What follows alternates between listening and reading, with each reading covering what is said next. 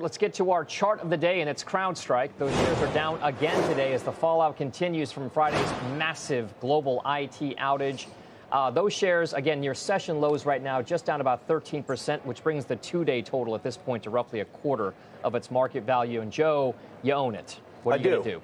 I do. I own it personally, and it's in the Joe T ETF. And so I own it too. Steve owns it as well. And that's a great place to go because I feel awful for someone like Steve because my ownership of Crowdstrike, I think I'm up 120% based on where it's trading today. I was up more than that. This is one of the better purchases that I've made in the last several years. However, the entry of Crowdstrike into the Joe T ETF is now a negative position. So I feel awful about that. At the end of the month, the strategy will rebalance. We'll see what the rules are going to do in that regard. But if it was not in the Joe T ETF, I would move out of the position personally. I'm not going to do that because I first want to see what the ETF is going to do. But I do believe that there is going to be a slowdown in business because of what's happened here with Crowdstrike. I think it's unavoidable. It doesn't mean that Crowdstrike isn't a fantastic business operation. That's not what I'm calling into question. What I'm calling into question is the fact that you can't have a circumstance like this, very similar to what we experienced years ago with Chipotle or maybe to a certain extent with Boeing in some regard. And there is going to be not so much reputational damage, but a slowdown in business activity as a result of it. I think people are going to step back a little bit and have a wait-and-see attitude. And I think in that regard, I don't think you can expect a very fast recovery for Crowdstrike. One last point on all of this. I'm very surprised that Palo Alto has not benefited from what we've witnessed with Crowdstrike in the last several days. And Palo Alto was clearly in a position, if you were looking at their performance so far year to date, where they should have benefited from it. I'm surprised that they haven't. There are some traders who will attribute that, by the way, to the idea that they do different parts of the cybersecurity spectrum, right?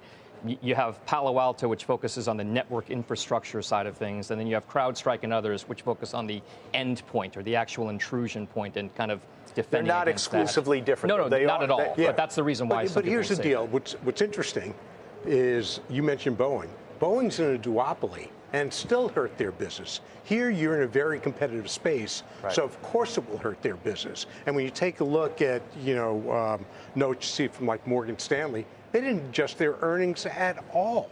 That's ludicrous, right? The earnings have to come down on forward business. So, look, I think at the end of the day, at some point, maybe not here, because you're still looking at, $4 in earnings.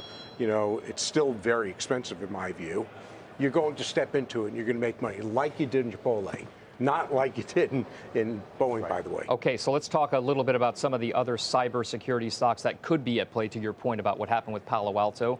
There are others that are not necessarily, Cloudflare is one of them. You could look at Zscaler maybe on that side of things. Others have cyber as part of their portfolio. You'd even think Microsoft does that sort of thing. You think about names like Cisco Systems, part of that, Oracle.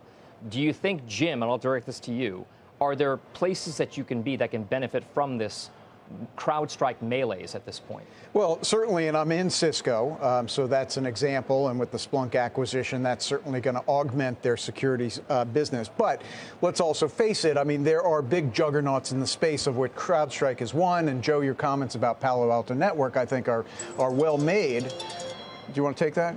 Can we continue? It may be more interesting what you're saying. Oh, yeah, maybe not. I don't think the viewers would agree. Anyway, look, the reason that I like Cisco in this space is because I do get the security exposure, but I also get it in a diversified way and at a better price from a valuation perspective. Not everybody's going to agree with me, but that's how I like it. All right, we're going to move on to another stock that's in the news that's related in a small way to the global IT outage, and that's what's happening with Delta Airlines right now. We've already gotten more news that more flights are still in the process of being canceled and worked out. And I also want to point out that Shannon Saccocia was supposed to be here on set at the New York Stock Exchange with us today, but she is at home on Zoom right now because of a flight cancellation. So maybe you're the one, Shannon, we should talk to about the Delta and Airlines trade at this point. She's also the only one that's happy about the outage, I guess. What do you think, Shannon? Delta Airlines. I think, just overall, this type of disruption, I think you get to the point where it's what is your relative recovery versus your peers. And I think the challenge is for Delta is that for a lot of investors, this is their, sort of their top airline pick. It has been, from a customer service perspective, quality, earnings, strong management. And so, for many investors, they're probably looking at this reaction and looking around and saying, wow, other airlines have been able to recover, and why have you not? I don't think that there's probably this lasting impact. I mean, we just talked about CrowdStrike. I don't think there's probably a lasting impact on Delta in terms of, over the next several quarters and any long-term disruption, if you will, to the reputation they built with travelers. But I do think that there's likely to be some additional charges and that result from this. And clearly, in order to maintain that customer service reputation that they have, there is likely to be, more frequent flyer awards, certainly some flights that are going to have to be credited. And so, just from a shorter term perspective, probably looking at a financial implication for the coming quarter or for this quarter's earnings to be released next quarter. But I don't think that they have this reputational damage that's likely to persist as a result of this.